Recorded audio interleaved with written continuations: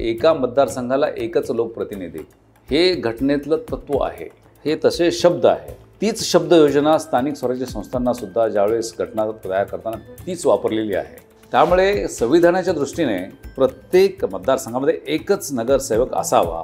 एक सदस्यीय जर तुमचा मतदारसंघ असेल तर माझं काम असेल तर मी त्याच्याकडे जाणार, पण आता 2 सदस्य असेल तर मी कुणाकडे जायचा, 3 असेल तर आणखी कुणाकडे जायचं. परत त्या मतदारसंघाचा विकास करण्यासाठी बांधील कोण आहे? त्यामुळे हे लोकशाहीच्या विरोधी असं हे तत्व आहे. 3.5-4 वर्ष लोकशाही नाही आहे तिथे, पण लोकांनी त्याच्याबद्दल काहीही वाच्यता केलेली नाही आहे. म्हणजे मला असं वाटतं की कुठेतरी जे नेतृत्व झालेलं आहे ते नेतृत्व लोकांना त्यांचं महत्त्व पटवून द्यायला कमी पडलेलं आहे. पुणे आहे आणि पिंपरी चिंचवड आहे आणि हे भौगोलिक क्षेत्र इथे अनिर्बंधित असं आहे. मुंबईसारखं ते त्याच्यासाठी काही लिमिट नाही आहे आणि याचं मॅनेजर करायचं असेल तर ते व्यवस्थितच त्याचं प्रशासन झालं पाहिजे आणि त्याच्यासाठी मग दुसऱ्या महानगरपालिकेची नितांत गरज आहे. बहुतांश उमेदवारांना याची माहितीच नसते की त्यांचे कर्तव्य आणि जबाबदाऱ्या काय आहेत. मला वाटतं की लोकांनीही त्यांची निवडणूक ओन केली पाहिजे.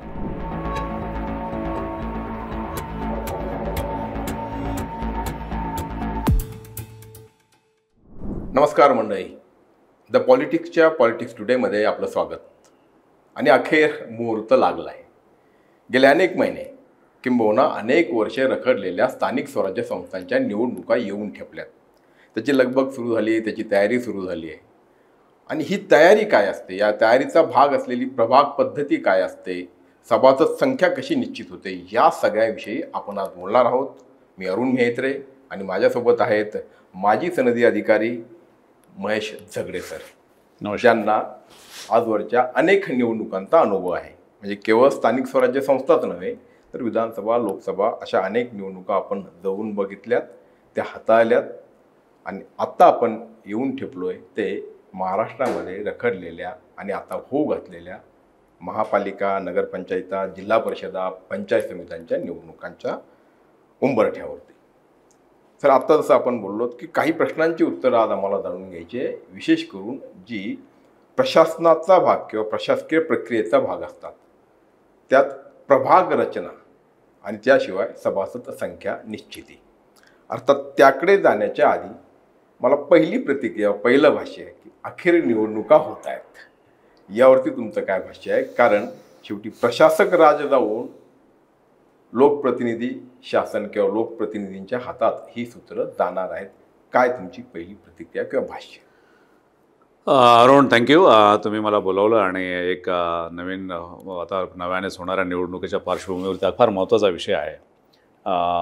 आणि सगळ्यात अगोदर म्हणजे की ह्या निवडणुका होत आहेत हे महत्त्वाचं आहे. आणि 1949मध्ये हा कायदा आला महानगरपालिकांच्या बाबतीमध्ये आणि 1962मध्ये पंचायत राज कायदा आला होता महाराष्ट्रामध्ये. पण ह्या कायद्यामध्ये ज्या अनेक त्रुटी होत्या त्यापैकी एक महत्त्वाची त्रुटी अशी होती की इथे नियमित निवडणुका घेतल्या जात नव्हत्या.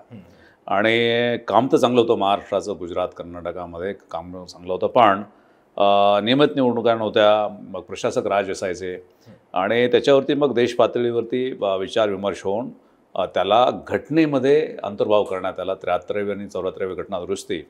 आणि त्याच्यामध्ये 2-3 महत्त्वाच्या गोष्टी आहेत. त्यापैकी एक गोष्ट अशी आहे की या ज्या संस्था आहेत त्यांच्या निवडणुका ह्या वेळेवरच होतील, ही घटनेमध्ये केलेली तरतूद आहे, ही कायद्यातील तरतूद नाही आहे.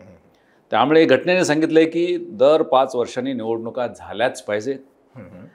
त्यांच्यावरती एक दिवसही प्रशासक राज असता कामा नये. आणि मी ज्यावेळेस एक दिवसही म्हणतो त्याच्यामध्ये कारण असं आहे की त्याच्यामध्ये अशी शाब्दिक तरतूद आहे की ज्या दिवशी एखाद्या संस्थेचा म्हणजे महानगरपालिकेचं उदाहरणार्थ कार्यकाल संपेल त्याच्या अगोदरच्या दिवशीच नवीन बॉडी निवडून तिथे आलेली पाहिजे, अशी शाब्दिक तरतूद याच्यामध्ये आहे. आणि त्यामुळे घटना दुरुस्ती केल्याशिवाय तिथे प्रशासक राज येऊ शकत नाही. पण दुर्दैवाने गेल्या 3-4 वर्ष असं झालं की ही घटना दुरुस्ती न होताच इथे निवडणुका झाल्या नाहीत आणि हे घटनेचा भंग आहे. इव्हन सुप्रीम कोर्टाला सुद्धा अधिकार नाहीत की त्यांनी याच्यावरती स्थगिती द्यावी. कारण सुप्रीम कोर्ट काय करू शकतं की जे घटनेतली तरतुदी आहेत त्याचा भंग जर झाला तर मग त्याच्यावरती ते स्थगिती देऊ शकतात. पण इथे तर तेच भंग करत होतं. आणि मी हे आज बोलत नाही आहे, याच्यावरती मी आर्टिकल लिहिलेले आहेत, याच्यावरती सुप्रीम कोर्टाला पण लिहिलेलं आहे की तुम्हाला सुद्धा ह्याचे अधिकार नाही आहेत की याच्यामध्ये हे वाढवण्याचे. याचं कारण असं आहे की स्थानिक स्वराज्य संस्था ह्या केंद्र शासन आणि तुमचे राज्य शासनासारख्याच त्यांनी एक सरकार बनवलेली आहेत आणि त्या ज्या तरतुदी आहेत त्याच तरतुदी इकडे आणलेल्या आहेत. त्यामुळे हे इथे लोकनियुक्तच बॉडी असावी, म्हणजे लोकशाही असावी. आणि प्रशासक राज म्हणजे मी काय समजतो तर प्रशासक राज म्हणजे हुकुमशाहीचा एक वेगळा अवतार आहे. त्यामुळे या देशामध्ये कायमस्वरूपी लोकशाही राहावी यासाठी ही संवैधानिक तरतूद होती आणि ती संस्थगित केली होती की काय 3-4 वर्ष असा प्रश्न निर्माण होतो. आणि मग त्याच्यामध्ये न्यायालय त्याच्यात सहभागी होते का हा दुसरा प्रश्न होतो. पण आता ठीक आहे, इतिहास झाला, आता नव्याने बॉडी इलेक्शन होतात, फार अतिशय चांगली गोष्ट आहे. आणि त्यामुळे मला वाटतं की आता त्या पार पडतील अशी एक व्यवस्था किंवा वातावरण या राज्यामध्ये दिसून येतं आहे. आता ती आपले राज्याचे निवडणूक आयुक्त आणि राज्य शासन यांची जबाबदारी आहे की सर्वोच्च न्यायालयाने जे काही आदेश दिलेले आहेत की तुम्ही आता निवडणुका घ्या, तर मला वाटतं की आणि लवकरात लवकर घ्या असं त्याचं. कारण ज्या दिवशी हा निर्णय झाला त्या दिवशी त्याच कोर्टामध्ये मी उपस्थित होतो की न्यायालयाने जे सांगितलं, न्यायालयाने सांगितले तुमचे बाकीच्या गोष्टी असतील की त्याच्यामध्ये प्रभाग कसा असावा, किती असावेत, काय असावं ते आता बाजूला ठेवा काही दिवस, पण निवडणुका होऊ द्या आणि तातडीने निवडणुका असं झालं. मला वाटतं की ही चांगली गोष्ट आहे. तर न्यायालयीन प्रकरण म्हणजे न्यायप्रविष्ट असा काय विषय सुरू होता, हेच न्यायालय होतं ज्यांनी निवडणुका एका अर्थाने स्थगित केलेल्या होत्या आणि आता हेच न्यायालय आहे की ज्यांनी निवडणुका घ्यायला सांगितलं आहे. पण जैसे थे परिस्थिती ठेवून त्याच वेळी निवडणुका घेणं शक्य नव्हतं का? 100% शक्य होतं. पण मला वाटतं की तिथे न्यायालयाच्या, आता मी तिकडे बोलणार नाही, पण कुठेतरी राज्य शासन, आणि ज्यावेळेस मी राज्य शासन म्हणतो त्यावेळेस मुख्य सचिव आणि संबंधित खात्याचे सचिव हे कमी पडले किंवा त्यांची बौद्धिक क्षमता तितकी नव्हती का की न्यायालयाला सांगायला की आपला सर्वोच्च न्यायालयासुद्धा अधिकार नाही आहेत स्थगिती देण्याचे, आणि स्थगिती जर द्यायची असेल तुम्हाला घटना दुरुस्ती करावी लागेल. आणि अशीच परिस्थिती 1996-97 मध्ये आली होती राज्यामध्ये.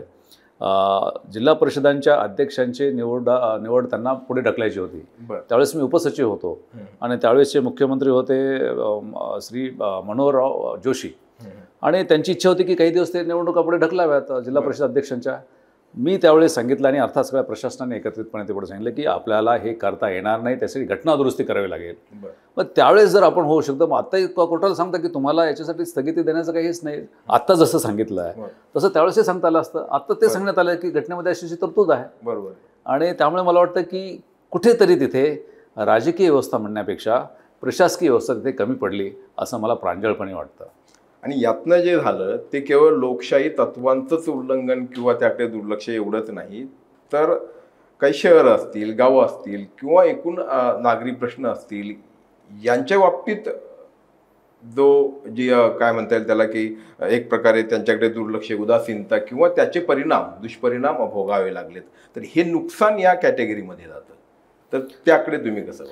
याच्यामध्ये असं आहे की आपण ज्यावेळेस 13वी आणि 14वी घटना दुरुस्ती केलीत, आपण हे जे केंद्र शासन, राज्य शासन त्या पातळीवरती आपण ह्या स्थानिक स्वराज्य संस्थांना सरकार म्हणून स्थान दिलेलं आहे.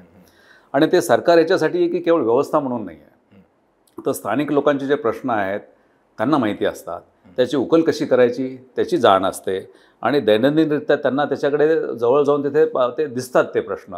ते दिल्लीवरून दिसू शकत नाहीत किंवा मुंबईवरून दिसू शकत नाहीत. आणि म्हणून स्थानिक प्रश्न त्याची व्याप्ती आणि त्याच्यावरती सोडवणूक करण्यासाठी स्थानिक नेतृत्व असावं लागतं.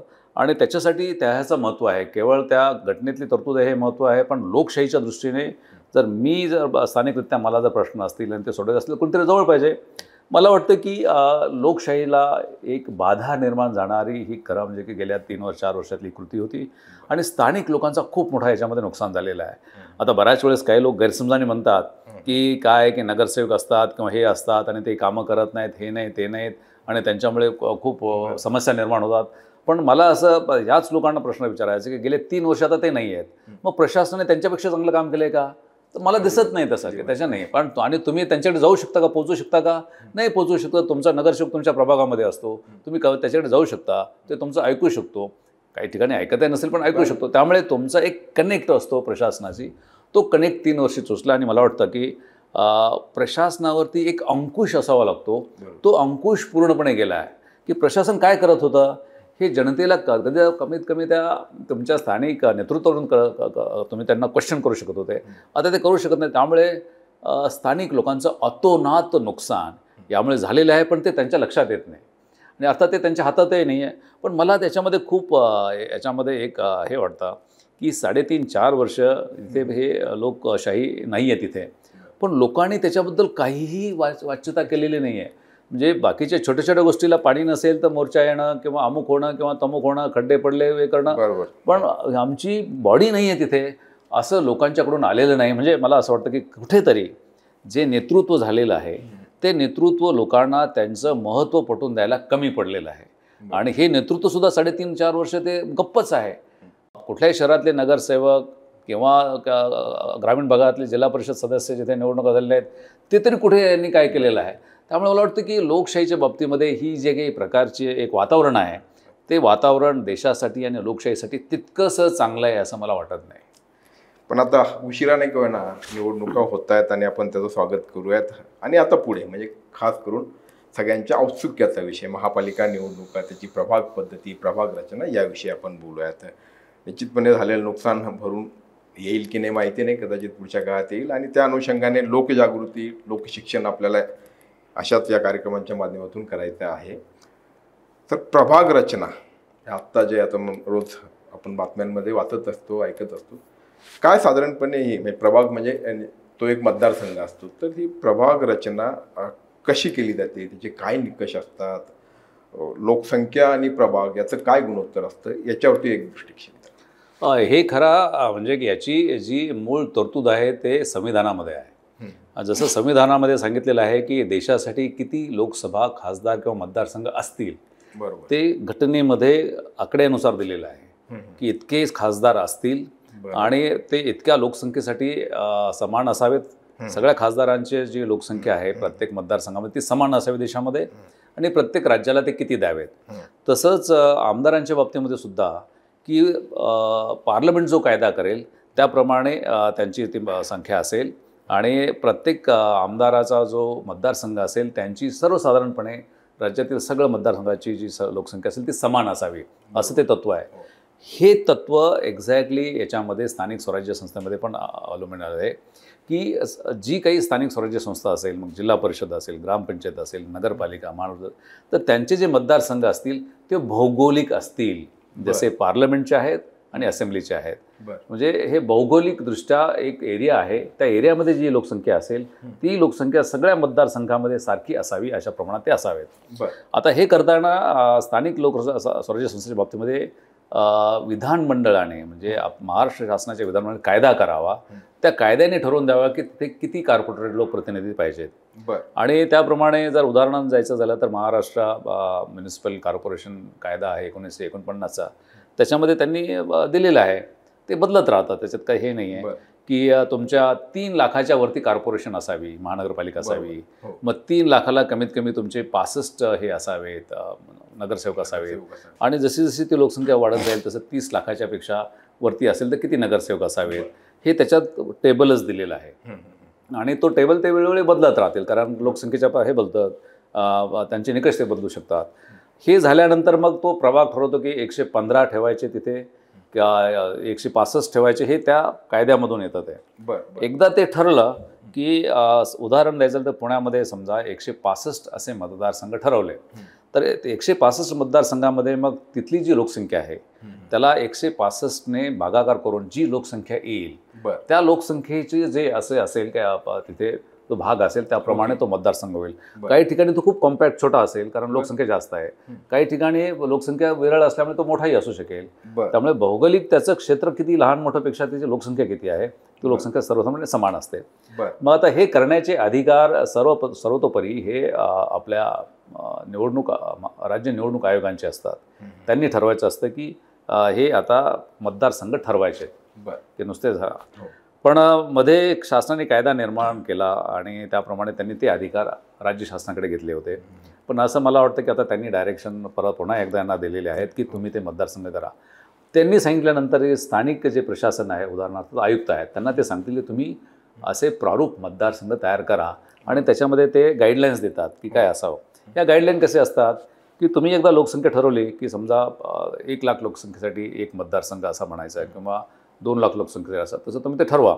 ते ठरवल्यानंतर मग जो मतदारसंघ आहे तो मतदारसंघ चा रस्त्याने ते विभागला गेला नाही पाहिजे किंवा त्याच्यामध्ये मुद्दाम होऊन एका जातीचा किंवा धर्माचाच मतदारसंघ तो होईल असं नाही, किंवा मुद्दामून काही न वगळलं गेलं काय असं नाही पाहिजे, किंवा नदी नाल्याचे विनाकारण जाता येताना त्रास झाला नाही पाहिजे, की नदी नाल्याचे ते बाउंड्रीज असल्या पाहिजेत आणि ते अशा एका वक्राकार पद्धतीने ते असे केले पाहिजेत. असे विस्तृत त्याच्या गाईडलाईन्स असतात. त्या गाईडलाईनप्रमाणे तो मतदारसंघ तयार करतात आणि मतदारसंघ केल्यानंतर मग ते निवडणूक आयोगाला पाठवतात. निवडणूक आयोगाची तिथे एक टीम असते, ती त्याची छाननी करते. कधी कधी निवडणूक आयोग काही वरिष्ठ अधिकाऱ्यांना एक ऑब्झर्व्हर म्हणून त्या महानगरपालिकेवर तिथे पाठवतात आणि त्यांच्या देखरेखीखाली, म्हणजे ते काही स्वतः करत नाही, त्यांच्या देखरेखीखाली हे मतदारसंघ बनतात. तर मतदारसंघ बनवताना मग PWDचे लोक त्याच्यामध्ये घेतात, नगर रचनेचे घेतात, बाकीचे सगळे वर्ष ती टीम असते. तिथे गेल्यानंतर मग ते फायनल करतात की काय आहे. ते फायनल केल्यानंतर मग त्याची प्रारूप जो हे आहे ते पब्लिश केलं जातं. बरं. की हे मतदार संघ तुमच्याकडे तयार करण्यात आलेले आहेत आणि त्याच्यामध्ये हे हे हे हे तुमचे बूथ्स असतील. तिथे बूथ तोडून दिलं जात नाही, संपूर्ण बूथच त्या मतदारसंघामध्ये आला पाहिजे, ही त्याची गट असते. आणि मग ते पब्लिक त्याच्यावरती ऑब्जेक्शन घेतात की मुद्दा म्हणून आमचा हा भाग तोडला, कारण या नगरसेवकाला मतदान करणार असतो म्हणून त्यांनी त्यांच्याकडे तोडला वगैरे, असे ते सगळे राजकीय पक्ष आणि लोक त्याच्यावरती हे घेतात. त्यांचं रेग्युलर हिअरिंग होतं. ते हिअरिंग झाल्यानंतर मग हे सगळं पुन्हा एकदा निवडणूक आयोगाकडे जातं आणि निवडणूक आयोग त्याचं फायनल नोटिफिकेशन काढतं. ते एकदा झालं की मग सगळे मतदारसंघ तयार झाले असं समजलं जातं. त्याच्या पुढची स्टेज असते की आता हे मतदारसंघ झाल्यानंतर मग त्याचं आरक्षण पण करावं लागतं. तर आरक्षण याच्यासाठी आहे की तुमच्या अनुसूचित जाती, अनुसूचित जमाती आणि महिला याचं जे ठराविक पर्सेंटेजप्रमाणे आहे ते. आता पुणे शहरामध्ये समजा शेड्यूल अनुसूचित जातीची लोकसंख्या जी असेल त्या टक्क्यात तुम्हाला ते मतदारसंघ तिथे, समजा 10% जर अनुसूचित जातीची संख्या असेल तर 10% मतदारसंघ तुम्हाला हे अनुसूचित जातीसाठी करावे लागतील. मग ते ठरवताना तिथे पुन्हा एकदा त्यात गाईडलाईन दिलेले असतात की ज्या मतदारसंघामध्ये जास्तीत जास्त तुमचे हे असतील शेड्यूल कास्टचे हे असतील, पण तिथे आपल्याला ते समजत नाही. जिल्हा परिषदेला ते समजतं की जिल्हानिहाय तुम्हाला शेड्यूल ट्राईब किंवा शेड्यूल कास्टची लोकसंख्या माहिती असते, पण पुणे शहरामध्ये आपल्याला ही माहिती तशी मिळणं दुरापत असतं. पण सहज ते माहिती काढली जाते कारण प्रगणक संख्येवरती ते असते आणि मग त्याप्रमाणे त्यांचं आरक्षण केलं जातं. आणि त्या आरक्षणानंतर मग जर पुढच्या इलेक्शनच्या वेळेस ते आरक्षण पुढे ढकललं जातं, म्हणजे सगळं ह्याच्यामध्ये ते फिरवलं जातं, एकाच ठिकाणी ते ठेवलं जात नाही. हे आरक्षण झाल्यानंतर मग महिलांचं आरक्षण काढलं जातं की समजा अनुसूचित जातीच्या महिलांपैकी मतदारसंघापैकी 33% जे आहे 33% ते महिलांसाठी राखीव असतं. मग त्याच्यात चिठ्ठ्या टाकून ते परत हे काढलं जातं. ती अशी ही झाल्यानंतर ती पब्लिश केली जाते ह्याच्यामध्ये. ही पब्लिश केल्यानंतर मग इलेक्शनचं नोटिफिकेशन येतं, अंतिम स्वरूप येतं. अंतिम स्वरूप येतं. पण आता असं तुम्ही म्हटलात की जे म्हणजे नियमानुसार ही सगळी प्रभाग रचना किंवा कायद्याला अनुसरून ही प्रभाग रचना केली जाते. याच्यामध्ये बऱ्याचदा अनैसर्गिक पद्धतीने किंवा नियमांना डावलून जोडतोड केल्या गेल्याची देखील काही उदाहरणं आहेत किंवा तशी घडत असतात. याचा अर्थ तिथे कुठेतरी कुणाचा तरी हस्तक्षेप होत असतो किंवा प्रभाव पाडण्याचा प्रयत्न होत असतो. तर हा कितपत असतो? याच्यामध्ये शेवटी कसं आहे की त्याच्या प्रत्येक राजकीय पक्षाला सत्ता स्थापन करायची असते आणि त्याच्यामुळे मग त्यांना ग्रीड असते आणि स्वार्थ असतो आणि त्यांची जेवढी ताकद असेल की आमची जे निवडणूक जिंकण्याची जे काही करताना शक्य असेल त्यापैकीच मतदारसंघ कसे आपल्याला आपल्या ह्याच्याप्रमाणे होतील असे ते प्रयत्न करत असतात. त्याच्याबद्दल दुमत नाही आहे, प्रयत्न होतात. पण हे आपल्याला घटना करताना हे माहिती होते की असे प्रयत्न होतील आणि म्हणून त्यांनी हे एक निवडणूक आयोग अशी एक स्वायत्त संस्था बनवली की निवडणूक आयोगाने करावं आणि कोणाच्या ह्याला बळी पडू नये. आता निवडणूक आयोगच बळी पडायला लागला तर मग तिथे काही होणार नाही. त्यामुळे मला असं वाटतं की शक्यतो अधिकारी जे हे मतदारसंघ करतात त्याला बळी पडत नाहीत. पण बळी पडले तरी मग निवडणूक आयोग त्याला मान्यता देत नाही जास्त की काही चुकीचं केलं असेल तर, किंवा मग त्याच्यामध्ये जरी झालं तरी लोकांना ऑब्जेक्शन सजेशनच्या वेळेस ते हे करता येते का असं झालेलं आहे.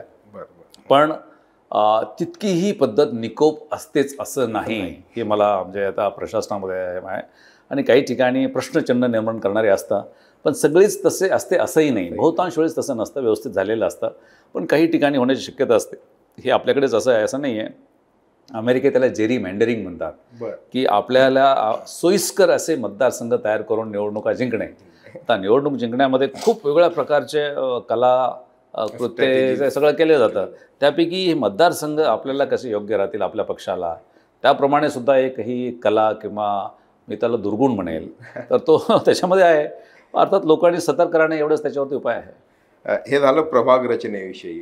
दुसरा जो मुद्दा असतो की सभासद संख्या, म्हणजे प्रत्येक प्रभागामध्ये किती सभासद संख्या असावी. म्हणजे आत्ता जे नोटिफिकेशन किंवा जे आता राज्य शासनाकडनं परिपत्रक काढण्यात आलं त्याच्यामध्ये की अ वर्ग महानगरपालिका, ब वर्ग महानगरपालिका, क वर्ग आणि ड वर्ग अशा वेगवेगळ्या प्रकारच्या महानगरपालिका आहेत आणि त्या प्रत्येक ठिकाणी वेगवेगळ्या, म्हणजे मुंबई वगळता इतर ठिकाणी 2, 3, 4 किंवा 5 सदस्यीय प्रभाग अशी ती रचना आहे. तर त्यामागचं नेमकं काय, कशावरनं ते ठरतं, काय म्हणजे त्या संदर्भातला काही तरतूद आहे का की अमुक ठिकाणी इतक्याच सदस्यांचा प्रभाग असला पाहिजे? न त्याची पार्श्वभूमी लक्षात घेतली पाहिजे थोडीशी संविधानात्मक. संविधानाने काय सांगितलं की भौगोलिक म्हणजे टेरिटोरियल शब्द वापरले, भौगोलिक तुमचे मतदारसंघ खासदाराचा असावा, आमदारांचा असावा आणि त्याप्रमाणे त्या संख्येने ते तिथे निवडून गेले पाहिजेत. बरोबर. आणि त्याचा अर्थ असा आहे की एका मतदारसंघाला एकच लोकप्रतिनिधी, बरं, हे घटनेतलं तत्व आहे. बरोबर आहे. हे तसे शब्द आहेत, शब्द योजना तशी आहे. बरोबर. तीच शब्द योजना स्थानिक स्वराज्य संस्थांना सुद्धा ज्यावेळेस घटना तयार करताना तीच वापरलेली आहे. बरं. टेरिटोरियल. आता याच्यामध्ये घटनेमध्ये पार्लमेंटच्या बाबतीमध्ये, संसदेच्या बाबतीमध्ये मात्र त्यांनी लोकसभेला आकडाच टाकलेला आहे की इतके तुमचे असावे. राज्य विधानमंडळ आहे त्याच्या बाबतीत त्यांनी हा जो केलेला आहे की केंद्रीय पार्लमेंट ठरवेल त्याप्रमाणे. पण हे जे 73 आणि 74 घटनेमध्ये असं म्हटलेलं आहे की हे मतदारसंघ राज्य शासन ठरवलेल्या राज्य विधानमंडळाने ठरवलेल्या कायद्याप्रमाणे, म्हणजे अधिकार सगळे हे विधानमंडळाला दिलेले आहेत हे सगळे निर्णय घेण्याचे. ती माझ्या दृष्टीने एक संविधान तयार करताना झालेली मोठी चूक आहे. जसं अधिकार ह्याच्यामध्ये संविधानामध्ये ठेवले आहेत राज्याचे आणि केंद्राचे, तसेच त्याच्यामध्ये स्थानिक स्वराज्य संस्थांना ठेवले होते की याच्यामध्ये कोणीच बदल करणार नाही, हे त्याप्रमाणे असेल. आता परिस्थिती अशी आहे की स्थानिक स्वराज्य संस्था कशासाठी निर्माण झाल्या की सरकार हे लोकांच्या जितकं जवळ जाता येईल तेवढं जवळ असावं. बरोबर. म्हणजे एखाद्या नागरिकाला काही प्रश्न असतील तर त्यांचा लोकप्रतिनिधी फार जवळ असावा. म्हणजे लोकप्रतिनिधींचे जो मतदारसंघ आहे फार छोट्या लोकसंख्येसाठी असावा. त्यामुळे खासदारापेक्षा आणि आमदारापेक्षा खरी गरज सगळ्यात जवळ असल्याची गरज आहे ती स्थानिक स्वराज्य संस्थांमध्ये. म्हणजे नगरसेवक जेवढा जवळ तेवढा चांगला. त्यामुळे संविधानाच्या दृष्टीने प्रत्येक वॉर्ड, प्रत्येक मतदारसंघामध्ये एकच नगरसेवक असावा असं माझं त्याचं इंटरप्रिटेशन आहे. हे संवैधानिक तरतूद आहे, ही लोकशाहीची गरज आहे आणि विशेषतः स्थानिक स्वराज्य संस्थेची गरज आहे की कारण त्याच्यासाठीच ते तयार करण्यात आलेलं आहे की तुमचा लोकप्रतिनिधी तुमच्या जवळ असावा.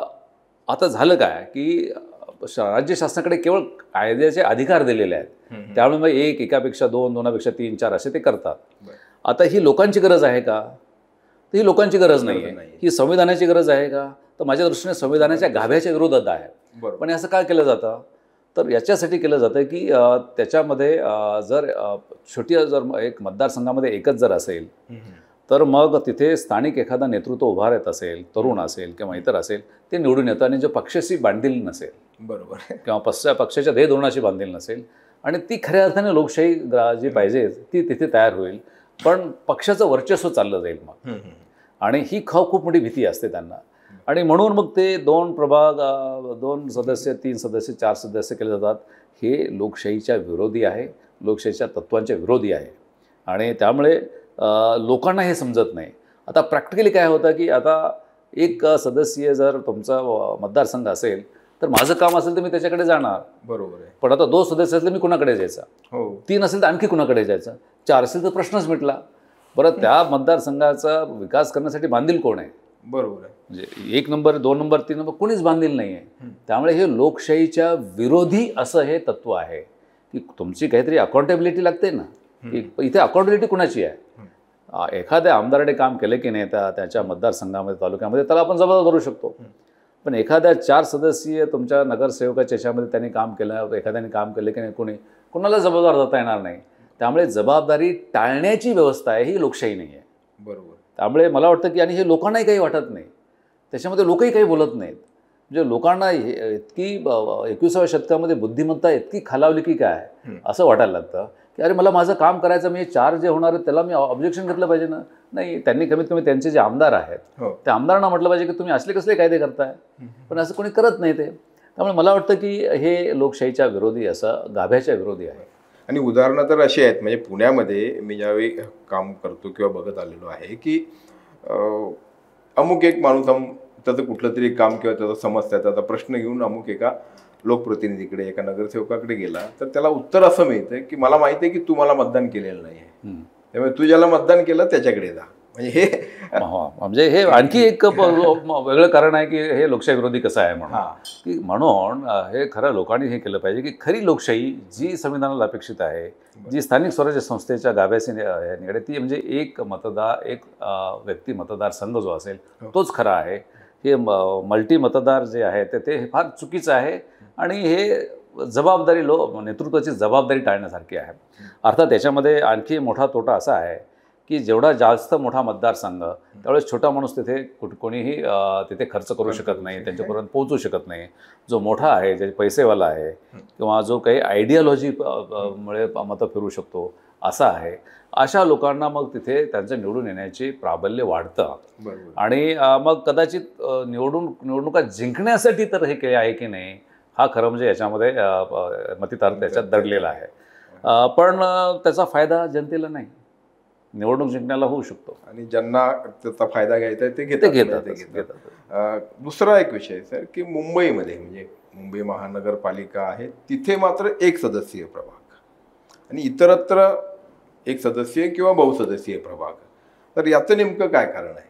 म्हणजे की मुंबईलाच का वेगळं असं, जरी ठीक आहे म्हणजे बहुसदस्यीय प्रभाग लोकशाही विरोधी आहे किंवा बाधा आणणारा आहे असं आपण म्हणतोय, पण मुंबईला तसं प्रोटेक्शन मिळालेलं आहे. याच्यामध्ये असं आहे की याला जर विचारलं की याची कारण मीमांसा काय आहे, तर आता मागच्या वेळेस ज्यावेळेस मी याला विरोध केला होता की ज्यावेळेस 2 वरून 3 केलं आणि मग या सगळ्याला मी वेळोवेळी विरोध केलेला आहे. बरोबर. काही लेख लिहून केलेला आहे, काही सोशल मीडियामध्ये केलेला आहे आणि मी पूर्वीपासून करतो त्याच्यामध्ये. मग मी ते ज्यावेळेस कायदा बदलला तर त्या कायद्यामध्ये जे त्याचे कारण मीमांसा असते ते मला काहीच मिळालेलं नाही आहे. याच्यासाठी काहीच कारण मीमांसा नाही आहे. म्हणजे हे केवळ आता असं लिहू शकत नाहीत की आम्हाला ते फायदेशीर आहे राजकीय दृष्ट्या, असं तर कोणी लिहू शकत नाही. त्यामुळे कदाचित हा तो भाग असावा, त्यामुळे त्याला काहीही लॉजिक नाही. त्याला प्रशासकीय किंवा संविधानिक किंवा लोकशाही मूल्यांचं काहीही लॉजिक नाही. पण मग आता त्याचे तोटे, त्याच्या त्रुटी ज्या आहेत ते आता जनतेनेच हे करावं. खरं म्हणजे की जनतेने का हे करायचं, त्यांनी खरं म्हणजे विचारले पाहिजेत प्रश्न. हे काय प्रत्येक वेळेस न्यायालयामध्ये जाऊन हे करायचं? काही लोक म्हणतील की न्यायालयाने ते हे केलं. आता न्यायालयात कोण गेलं होतं की मुद्दा म्हणून न्यायालयात जाऊन तो आपल्या बाजूने निर्णय करून घेणारे लोक गेले होते का खरंच हे करणारे लोक गेले होते? हा एक खरा ह्याचा प्रश्न आहे, विचारण्याचा प्रश्न आहे. पण लोकांना काही देणं घेणं नाही आहे. त्यांना त्यांची कामं व्हावीत की होऊ नये हेही माहीत नाही आहे. की म्हणजे त्यांचं काम करायचं झालं तर 1 नगरसेवकाला आपण पकडू शकतो, पण आता 4 आहेत. पण आता त्यांचं काम माहीत नाही. म्हणजे लोकांची अशी मानसिकता का झाली की त्यांचं याच्याकडे अजिबात लक्ष नाही. सर, तुम्ही आजवर अनेक निवडणुका बघितल्या, विशेष करून मी म्हणजे या स्थानिक स्वराज्य संस्थांच्या बाबतीत बोलतो की काय तुमचा अनुभव आहे की जो तुम्हाला आवर्जून शेअर करावा असं वाटेल? कसं आपण आता जे बोलतो आहोत ते अर्थातच लोकांना एक प्रकारे एक साक्षरता म्हणून किंवा जनजागृतीचा भाग म्हणून निवडणुकांच्या पार्श्वभूमीवरती, तर तुमचे असे काही अनुभव आहेत की जे आवर्जून महत्त्वपूर्ण आहेत की आणि ते लोकांपर्यंत पोहोचले पाहिजेत? नाही, लोकांनी खरं म्हणजे की हे त्यांची सगळ्यात जवळची अशी निवडणूक आहे, त्यांच्या प्रश्नाची निवडणूक आहे. नुसत्याच गप्पा मारून चालणार नाही. तर त्यांना त्याच्यामध्ये सहभाग घ्यावा लागेल. आणि सहभाग घेताना तेथे ज्यावेळेस हे जे लोक आता विविध पक्षांचे उमेदवार येतील त्यावेळेस त्यांनी विचारलं पाहिजे की तुमचे कर्तव्य काय आहेत आणि जबाबदाऱ्या काय आहेत. ह्या कर्तव्य जबाबदाऱ्या विचारल्या आणि तर मग त्यांच्या लक्षात येईल की कोण किती पाण्यामध्ये आहे. तर बहुतांश उमेदवारांना याची माहितीच नसते की त्यांचे कर्तव्य आणि जबाबदाऱ्या काय आहेत या सगळ्या गोष्टीमध्ये. आणि मग दुसरी गोष्ट अशी आहे की तुम्ही आमच्यासाठी काय करणार आहात, शहर पातळीवरती काय करणार आहात आणि आमच्या स्थानिक पातळीवरती काय करणार आहात. आता तुम्ही काही लोक जे सत्तेमध्ये असतील त्यांना विचारलं पाहिजे की तुम्ही इतकी वर्ष सत्ता करताय, मग खड्डेमुक्त शहर का दिलं नाही, मग आमची ट्रॅफिकची परिस्थिती अशी काय आहे, मग कचऱ्याचे हे प्रश्न का निर्माण झालेले आहेत, ही गर्दी किंवा आरोग्याच्या सुविधा का नाहीत, हे प्रश्न कोणी विचारले पाहिजेत. किंवा जे विरोधी लोक असतील, तुम्ही पूर्वी सत्तेमध्ये असताना तुम्ही याच्याबद्दल काय केलेलं, आता तुम्ही आलेले आहात, हे प्रश्न विचारले जात नाही. ते येतात, नमस्कार करतात, आम्हाला मत द्या, हे म्हणतात हो आम्ही देऊ. हा डायलॉग थांबला पाहिजे. डायलॉग हा प्रश्नावरती झाला पाहिजे आणि तो स्थानिक स्वराज्य संस्थेच्या निवडणुकीच्या वेळेस निश्चित होऊ शकतो. विधानसभेला किंवा लोकसभेला होऊ शकत नाही कारण मतदारसंघ मोठा असतो, पण छोट्या ठिकाणी तर ते निश्चितपणे हे करू शकतात की तुम्ही कुठे होता मग हे झालं त्यावेळेस, बरोबर, की या सगळ्या गोष्टी घडत आहेत, की पूर परिस्थिती निर्माण होते. पूर परिस्थिती निर्माण होते याला जबाबदार कोण, जे तुमचं अधिकाऱ्यांच्यावरती यंत्रणेवरती नियंत्रण नाही का, हे प्रश्न कोणीही विचारत नाही. मतदान गेले ते त्यांचे बॅनर्स आणणार, रॅलीज काढणार. मला वाटतं की लोकांनी ही त्यांची निवडणूक ओन केली पाहिजे. बरोबर, त्याचं हे जे आहे ते आपल्या हातात घेतली पाहिजे सूत्र, आणि पक्षांना आणि उमेदवारांना भांडावून सोडलं पाहिजे की तुम्ही काय केलं आणि काय केलं नाही, काय करणार आहात. काय करणार आहे जर विचारलं तर त्यांना लक्षात येईल की यांना काही प्रश्नच माहिती नाही आहे. जर एखाद्या उमेदवाराला विचारलं की आमच्या मतदारसंघातले प्रश्न सांग किंवा शहर स्तरावरचे प्रश्न सांग 5, एवढं जरी विचारलं ना फार झालं, आणि त्याच्यावरती तुम्ही कसं सोल्युशन काढणार आहात, मला वाटतं ते सफिशियंट आहे. लोकांनी या सगळ्याचा विचार करायलाच पाहिजे. मला थोडंसं तुमचं वैयक्तिक पातळीवरती एक तुम्ही एक कार्यक्षम, गतिशील, पारदर्शक पद्धतीनं कारभार करणारे अधिकारी म्हणून, म्हणजे अधिकारी होते असं आम्हाला सगळ्यांना परिचित आहे, तर तुमचा असा काय अनुभव की जिथे तुम्हाला अडचण आली, म्हणजे तुम्ही चांगल्या पद्धतीनं काम करत होतात आणि निवडणूक प्रक्रिया म्हणून, मी इतर बाबतीत ठीक आहे पण विशेष करून निवडणूक प्रक्रिया चांगल्या पद्धतीनं, नीट पद्धतीनं राबवली जायला हवी, अशा पद्धतीचं तुम्ही काम करत असताना तुम्हाला काय स्वरूपाचा अनुभव, काही अडचणी आल्या? नाही, असं आहे की निवडणूक प्रक्रिया ही एक तिथे सायन्स आहे आणि अधिकाऱ्यांनी त्याच्याकडे सायन्स म्हणूनच बघितलं पाहिजे. आणि जगातील फार ज्या कमी मॅनेजमेंट टूल्स आहेत की जे असे हँडल करू शकतील, ते भारतीय ह्याचं इलेक्शनचं एक फार महत्त्वाचं हे आहे की अतिशय चांगल्या पद्धतीने ते हँडल केलं जातं. तिथे दबाव येतो, बऱ्याच वेळेस दबाव येतो की हे मतदार आम्ही नवीन आणलेले आहेत. मी जिल्हाधिकारी म्हणून सांगतो की असे येतात की गठ्ठ्याने तुम्ही हे करा, ते करा, स्क्रुटिनी कशाला करताय. तिथे मात्र तुम्ही त्याकडे विशेष लक्ष दिलं पाहिजे की जिथे दबाव येतो तिथे काहीतरी प्रॉब्लेम आहे. आणि हे दबाव मी जिल्हाधिकारी असताना बघितलेले आहेत की हे आहे आमचं आहे. मग तुमच्या कुठपर्यंत राज्यस्तरीय ऑफिसकडून, प्रदेशाध्यक्षकडून सुद्धा तुमच्यावरती हे होऊ शकतं की ते आमचे इतके याने दिलेले आहेत तर तुम्ही अजून केलेले नाही आहेत म्हणून. मग ते आम्ही बाजूलाच ठेवून फार डबल स्क्रुटिनी त्याच्यामध्ये लावायचो. कारण त्याच्यामध्ये असतंच ते, कारण नॉर्मल असं तसं होत नाही आहे. त्यामुळे मला वाटतं की दबाव हा येणारच आहे, पण तुम्ही एक निवडणूक निर्णय अधिकारी म्हणून ते तुमचं जास्त कर्तव्य असतं. आणि दुसरं असं आहे की तुमचा तिथे अशा पद्धतीने की सापत्न भाव कुठल्या एखाद्या पक्षाला किंवा तुमच्या उमेदवाराला जर दिला तर मग ते सगळ्यांच्या लक्षात येतं. सगळ्यांना तुम्ही सेम की तो सत्ताधारी पक्षातला आहे का, तो पॉवरफुल आहे का, तो अमुक आहे का, मोठ्या पक्षाचा आहे का, तो अपक्ष आहे, हे न बघता त्यांना सगळ्यांना समान जर केला ते होऊ शकतं. पण तिथे तुम्ही एखाद्याला, आता तुमच्या अंडर खूप मोठी यंत्रणा असते, एखाद्या अधिकारी जर तसं वागायला लागला तर मग लोक त्रास देतात. मग लोकांना बरोबर आहे की त्यांनी यांना असं केलं आणि यांना असं केलं नाही, ते होतं. आणि हे तक्रारी माझ्यापुढे आलेल्या होत्या, त्याच्या मी वेगळ्या पद्धतीने डील केलं, पण हे सगळीकडे घडतं. आणि त्याच्यावरती मग जिल्हा निवडणूक अधिकारी म्हणून किंवा वरिष्ठ अधिकारी म्हणून तुमचं लक्ष त्याच्याकडे पण पाहिजे की सगळे व्यवस्थित चाललं आहे की नाही. खर्चाच्या बाबतीमध्ये एक फार महत्त्वाचा विषय आहे, आणि खर्च जर कोणी कंप्लेंट केली तर मग ते आपण खर्च चुकीचा झाला की नाही असं बघतो, अशी सध्याची ट्रेंड आहे. आमच्या वेळेस आणि विशेषतः मी खर्च व्यवस्थित होतोय की नाही, चुकीच्या पद्धतीने होतोय का, हे आम्ही करायचो. आम्ही तक्रारीवरती अवलंबून नसायचो. तुम्हाला सांगायला हरकत नाही, एक अशीच स्थानिक स्वराज्य संस्थेची निवडणूक नव्हती ती, पण दुसरी निवडणूक होती. रात्री मी स्वतः जिल्हाधिकारी म्हणून झोपडपट्ट्यात फिरलो होतो जिथे पैसे वाटले जायचे होते, आणि वातावरण बदलून गेले. मी फक्त एका झोपडपट्टीत गेलो तिथे, पण पूर्ण शहरातलं वातावरण की जिल्हाधिकारी फिरतोय म्हणून, आणि कुठे फिरतोय कुणालाच माहिती नाही. त्यामुळे मला असं वाटतं की जर करायचं म्हटलं तर प्रशासकीय यंत्रणा अतिशय चांगलं काम करू शकते, आणि याचे अनुभव खूप आहेत. मी ऑब्झर्वर म्हणून पण, इलेक्शन ऑब्झर्वर म्हणून माझी एके ठिकाणी तर सांगायला हरकत नाही, अनोपपूरमध्ये खासदारकीचं इलेक्शन होतं, आणि तिथले जे जिल्हा निवडणूक अधिकारी म्हणून जिल्हाधिकारी असतात ते एका पक्षाशी फारच जवळीक करत होते. बरं. माझा रिपोर्ट गेला कमिशनला. फक्त 3-4 दिवस अगोदर त्या जिल्हाधिकाऱ्याला बदललं आहे कमिशनने. बरं. त्यामुळे हे असं होत नाही. त्यामुळे तुम्ही कसं वागता त्यामध्ये याच्यावरती सगळं अवलंबून असतं. तर तुम्ही आत्ता बोलताना की साधारणपणे नागरिकांनी किंवा मतदारांनी काय विचार मनात ठेवून या सगळ्या प्रक्रियेला सामोरं जायला पाहिजे हे सांगितलं. प्रशासनाने म्हणजे निवडणूक प्रक्रियेमध्ये सहभागी असलेल्या किंवा ज्यांच्या हातामध्ये हा सगळा कारभार आहे त्यांनी कशा पद्धतीनं ही निवडणूक हाताळायची हे तुम्ही सांगितलं. आता महत्त्वाचा तिसरा घटक जे राजकीय पक्ष जे आहेत तर त्यांच्या संदर्भात तुम्ही काय सांगाल की ही निवडणूक म्हणजे पारदर्शीपणे तर हा सगळा भाग असतो, पण खरोखर लोकशाही मूल्यांचं रक्षण करणारी आणि जनतेच्या हिताचं काहीतरी साध्य करणारी ठरेल या दृष्टिकोनातनं काय अपेक्षा? अर्थात तुम्ही अधिकारी राहिलेले आहात आणि आज नाही, याच्यामध्ये एक असं आहे की स्थानिक स्वराज्य संस्थेमधून त्यांची नेतृत्व घडत जातं. असं असं मानलं जातं की प्रत्येक राजकीय पक्षाला स्थानिक स्वराज्य संस्थेतलं नेतृत्व त्यांचं राज्याला आणि देशाला नेतृत्व मिळतं. काही डायरेक्टलीच जातं. पण हे त्यांच्या दृष्टीने मग तिथे त्यांनी अशा नेतृत्वाला पुढे आणलं पाहिजे ते खरंच प्रभावी आहे, त्यातल्या बरं आहे, त्यातल्या सुसंस्कृत आहे, चुकीचे वागणारे नाही आहेत. किंवा अलीकडे तो प्रकार फार वाढलेला आहे की ज्यांच्याकडे काही थोडा पैसा हातामध्ये आला की मग राजकीय सुद्धा ॲस्पिरेशन चालवतात.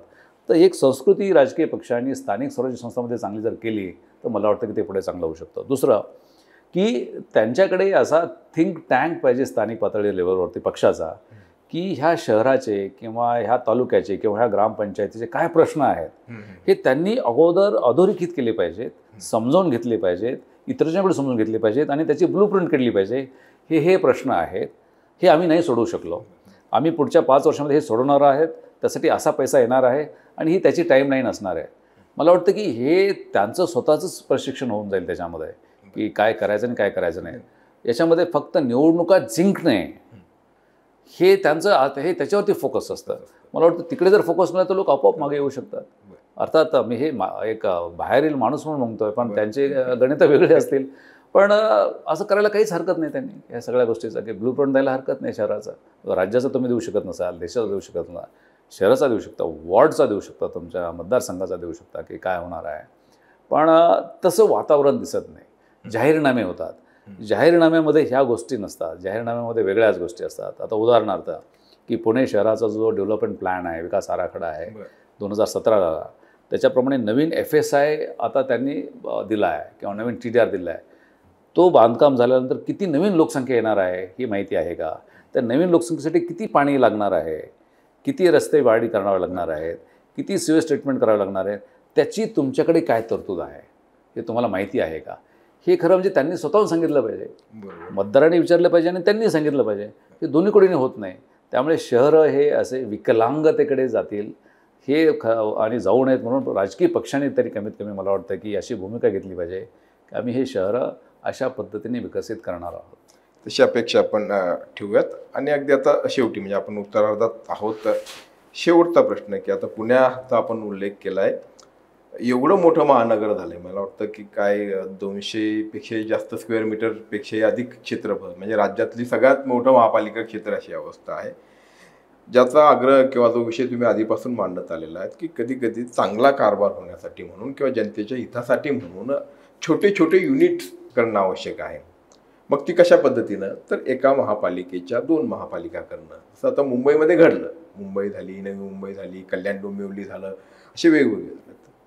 पुण्याच्या बाबतीत असा जर विस्तार वाढत असेल किंवा कुठलंही महानगर जे अशा पद्धतीनं जे 11-11 पद्धतीनं वाढत आहे आणि ज्याच्या सगळ्या सुविधांवरती एक भार येतोय जो सोसेनासा झालेला आहे या शहराला, तर त्या परिस्थितीमध्ये काय निर्णय घ्यायला पाहिजे? मी हे आत्ता म्हणत नाही आहे, पण 2011ला मी तसा एक प्रस्ताव राज्य शासनाला आयुक्त म्हणून दिला होता. मी PMRDला असतानाही तसा प्रस्ताव दिला होता की पुणे परिसरासाठी आता 3री महानगरपालिकेची गरज आहे. म्हणजे पुणे आहे आणि पिंपरी चिंचवड आहे. बरोबर. पण 3ऱ्या महानगरपालिकेची गरज याच्यासाठी आहे की भौगोलिक क्षेत्र मोठं आहे आणि हे भौगोलिक क्षेत्र इथे अनिर्बंधित असं आहे. मुंबईसारखं ते त्याच्यासाठी काही लिमिट नाही आहे, त्यामुळे कितीही वाढू शकतं. आणि याचं मॅनेजर करायचं असेल तर ते व्यवस्थितच त्याचं प्रशासन झालं पाहिजे आणि त्याच्यासाठी मग दुसऱ्या महानगरपालिकेची नितांत गरज आहे. खरं म्हणजे की आपण हे 10 वर्षापूर्वीच केली पाहिजे होती. कारण जर तुम्हाला तशा पद्धतीचं नियोजन करणं, त्याची आखणी करणं आणि त्याची अंमलबजावणी करणं याच्यासाठी डेडिकेट अशी यंत्रणा पाहिजे. आता झालं काय की सगळे जे आपले नेतृत्व आहे ते शहरामध्ये त्यांचे काय सत्ता केंद्र आहे आणि त्यामुळे बाहेरून जे गावं त्याच्यामध्ये समावेश होतात त्या गावांना असं वाटतं की आम्ही त्याच्यामध्ये आश्रित आहोत त्यांचे आणि तिथे इन्फ्रास्ट्रक्चर जात नाही आहे. आणि मग तिथे आपल्याला माहिती आहे की पुणे शहराच्या काही मला ते नाव घेणं बरोबर नाही कारण ते चुकीचं वाटतं की फार भयानक परिस्थिती झालेली आहे काही परिसरामध्ये. कारण ते ग्रामपंचायत राहिले जरी शहराच्या बाजूला जरी असले तरी आणि आवाढव्य इमारती झाल्या आणि वय झालं तसंच आता बाहेर होऊ शकतं. आणि म्हणून की दुसरी महानगरपालिका तातडीनं होणं गरजेचं आहे. त्याचबरोबर PMRDचं जे काही सध्याचं हे आहे की PMRD हे PMRDसाठी केलेलं नाही, पुण्याचं पिंपरी चिंचवडचं डिकंजेशन होण्यासाठी ते केलेलं आहे. आणि सगळ्यात महत्त्वाचं म्हणजे हे जे घटनेमध्ये दिलेलं आहे की तुमच्या अशा अथॉरिटीज तयार करा PMRD सारख्या. कशासाठी? तर केवळ लोकांनी येऊन राहावं म्हणून नाही आहे, तर एक भविष्यातील रोजगार निर्मितीची ही केंद्र व्हावी आणि त्याप्रमाणे त्याची आखणी करावी. मी ज्यावेळेस PMRD राहिलो त्यावेळेस PMRDचा इकॉनॉमिक डेव्हलपमेंट प्लॅन म्हणजे आर्थिक विकास आराखडासाठी 5 कोटीचं बजेट ठेवलं होतं. अर्थात ते काही कोणाकडून डोनेशन घेऊन केलं होतं, पण तो आर्थिक विकास आराखडा झालाच नाही. म्हणजे इथे आपल्याला PMRDमध्ये असं काही आर्थिक विकास केला पाहिजे, हे आरक्षणं केली पाहिजेत, शहरं बसवली पाहिजेत. सध्या तिथला प्लॅन होतच नाही. अर्थात मुख्यमंत्र्यांनी तो नामंजूर केला, रद्द केला ते ठीक आहे, पण जो PMRDचा प्लॅन आहे तो असा झाला पाहिजे की पुणे आपोआप तिकडे मायग्रेट होऊन जाईल. त्याच्यामध्ये तिथे रोजगार निर्माण होईल, चांगली लाईफस्टाईल निर्माण होईल आणि अशा पद्धतीने त्याचा प्लॅन केलं पाहिजे. पण तो अनफॉर्च्युनेटली काय झालं की तिथे जे प्रशासकीय नेतृत्व आहे त्यांच्या हे लक्षात येत नाही. ते शहरासारखेच प्लॅन तयार करत आहेत किंवा ग्रामीण भागासारखे प्लॅन तयार करतात. तिथे महानगर असा एक प्लॅन असावा लागतो. महानगर म्हणजे कसं आहे की तुम्ही नवीन शहरं बसवा, जसं न्यू बॉम्बे बसवण्यात आलं होतं की जसं आता तुमचं अमरावती बसवण्यात आलेलं आहे किंवा तुमचं गिफ्ट सिटी ह्याच्यामध्ये बनवण्यात आलेलं आहे. तसं महाराष्ट्राला हे एक मोठी अपॉर्च्युनिटी होती किंवा अजूनही आहे की त्यांनी असं एक 21व्या शतकातलं जगातलं सगळ्यात सुंदर भव्य जिथे रोजगार निर्मिती होईल असं चांगलं शहर बसवावं. ते PMRDचं आहे. छोटे छोटे कुठे हे करणं किंवा मग टाउन साईड करणं हे असे बिल्डरने करण्याची कामं करणारं नाही आहे. त्यामुळे मला वाटतं की त्याच्यामध्ये जे मेट्रोपॉलिटन जी कमिटी असते त्याच्यामध्ये जे सदस्य असतात त्याच्यात नगरसेवकामधून काही सदस्य निवडून जातात. त्यांनी तरी कमी हे सांगितलं पाहिजे की असं असं झालं पाहिजे, पण तसं होत नाही. आणि मला वाटतं की मग भविष्यात खरं म्हणजे की तितकंसं पुण्याच्या परिसरामध्ये फार चांगलं होईल असं वाटत. आणि दुर्दैवाने खरंच तसं घडत नाही. आणि त्यामुळेच आपण कितीही काय लवेबल म्हणत असलो तरी पुणे शहर किंवा पुण्यासारखी अशी मोठी शहरं जी बकाल होत चालली ज्यांच्यावरती म्हणजे ही जी वाढता विस्तार आहे ती सूज म्हणावी अशा परिस्थितीमध्ये आज आहे. आणि म्हणून ते निराशाजनक आहे. यातनं काहीतरी मार्ग निघेल. शासन करते असेल किंवा तुमच्यासारखे ज्याला आपण म्हणतो की थिंक टँक त्यांचा विचार कुठेतरी विचारात घेतला जाईल अशी अपेक्षा ठेवूयात. सर, अतिशय सोप्या साध्या शब्दामध्ये तुम्ही आम्हाला सगळा किचकट विषय समजावून सांगितला. खरं तर रटाळवाणा असा विषय आहे, पण निवडणुका म्हटल्या की ह्या आपल्या प्रत्येकाच्या उत्सुकतेचाच नव्हे तर आपल्या हिताचा विषय असतो. आणि त्यामुळेच हे निवडणुकांचं नागरिकशास्त्र समजून घेणं महत्त्वाचं होतं. आणि त्यासाठीच महेश दगडे सर इथे आलेत आणि त्यांनी आपल्याला ही माहिती दिली. त्याबद्दल सर तुमचे खरोखर थँक्यू, मनापासून धन्यवाद. प्रेक्षको, हा व्हिडिओ आवडला असल्यास नक्की लाईक करा आणि सबस्क्राईब करायला विसरू नका. The politics.